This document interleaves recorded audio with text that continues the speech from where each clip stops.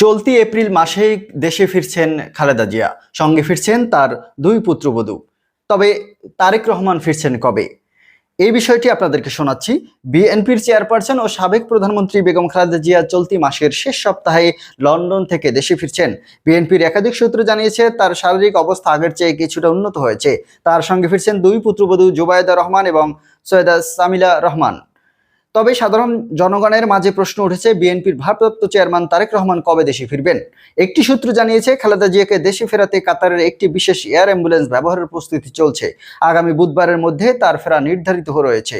বিষয়টি নিশ্চিত করেছে বিএনপির মহাসচিব মির্জা ফখরুল ইসলাম আলমগীর।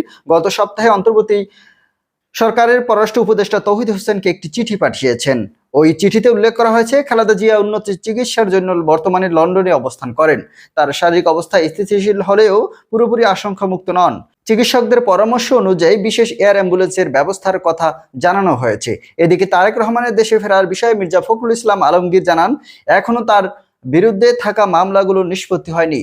তার স্ত্রী ডাক্তার জুবাইদা রহমানের মামলা বিষয়েও কাজ চলছে। তিনি বলেন, আমরা চেষ্টা করছি যত দ্রুত সম্ভব সব মামলা শেষ করে আমাদের নেতাকে দেশে ফিরিয়ে আনতে। এছাড়া বিএনপির নেতারা অনেকেই মনে করছেন তারেক রহমান দেশে ফেরার সাথে নির্বাচন রোডম্যাপের সম্পর্ক আছে। তারেক রহমানের এখনো যেসব মামলার সাজাপ্রাপ্ত সেগুলো হলো হাওয়া ভবনের মাধ্যমে ঘুষ গ্রহণ মামলা, জিয়া অরফানেজ ট্রাস্ট দুর্নীতি মামলা, 21শে আগস্ট গ্রেনেড হামলা মামলা। সূত্র জানায় তার বিরুদ্ধে মোট 84টি মামলার মধ্যে এখন পর্যন্ত 5টিতে দণ্ড হয়েছে। 39টিতে মামলায় খালাস, অব্যাহতি বা মামলা খারিজ হয়েছে। বিএনপি নেতারা মনে করছেন দলের উচ্চ পর্যায়ের নেতৃবৃন্দের দেশে ফেরার বিষয়টি আগামী নির্বাচনের রোডম্যাপ নির্ধারণে গুরুত্বপূর্ণ ভূমিকা রাখবে।